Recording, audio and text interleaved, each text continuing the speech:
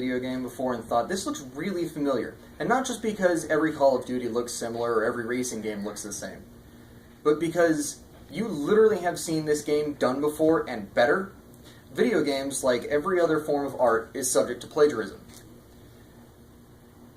I will give a brief history of plagiarism in video games and some notable examples. I personally have been playing video games and been an avid gamer for over 20 years. Let's get to it. Video game plagiarism, or copyright infringement, during the 70s and 80s was a big deal. In 1974, Congress convened the Commission on New Technology Use of Copyright Protection and ruled that computer software did qualify for copyright protection. However, the definition of computer software was not codified into law until 1980. And even then, there was still much debate because there was very little precedence for computer software or video game copyright infringement. In 1983, the video game industry crash happened, and this was brought on largely by plagiarism. Lockout technology for software had improved, starting with the Nintendo Entertainment System. Consoles started using lockout chips to prevent third-party and unlicensed games from being played and manufactured on the consoles. Due to this, many game developers closed because they were producing, at the time, hastily made and poorly made clones of other video games. And since they could no longer do this, many of them had to close. During the mid-'80s, we saw a decline in video game plagiarism due to the fact of these new technologies preventing plagiarism in the games. And though many forms of plagiarism after that were merely one game stealing game mechanics that worked well for their game, it still was not very widely seen. Recently, it has become more of a problem due to indie developer marketplaces such as the App Store on iPhones, Android Marketplace, Facebook games, and the like. Now on to some notable examples.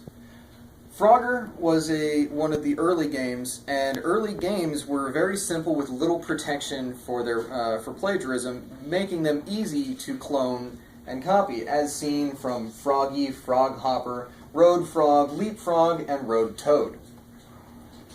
In 2008, we had a game called Limbo of the Lost, and this became a poster child for video game plagiarism.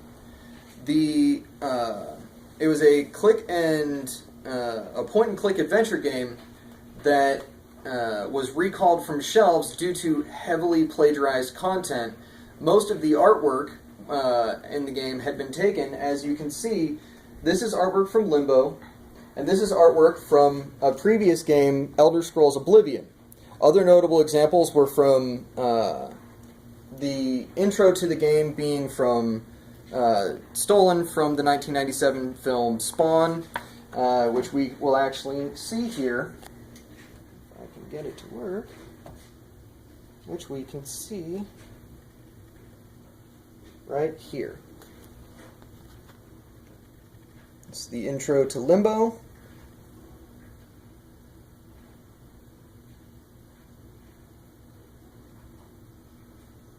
And part of the opening scene in Spawn from 1997.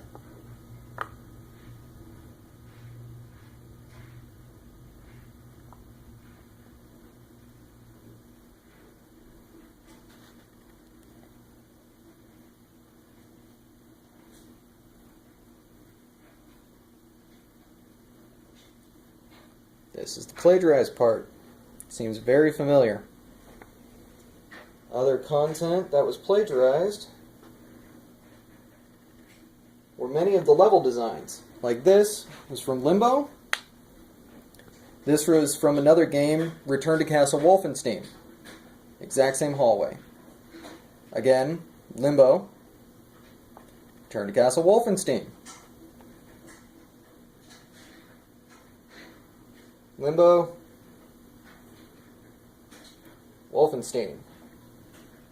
The examples go on and on. iOS, Android, Facebook, those types of games are also easily and heavily plagiarized. And in the example of Angry Birds, I was able to find videos that showed how to make an Angry Birds clone in under 10 minutes. Angry Farm, Angry Alien, and this one, which I'm not sure what it is, but it's the same basic concept, are all plagiarized versions of Angry Birds.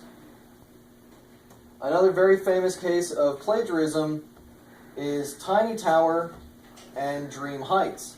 Tiny Tower by Nimblebits and Dream Heights by Zynga. This was taken from the Twitter feed of Tiny Tower president, showing all of the similarities between the two games.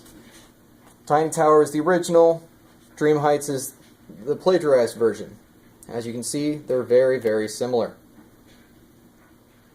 So, in conclusion, I have given background on the history of plagiarism in video games and given some notable examples. Plagiarism in video games is real, and it is still happening.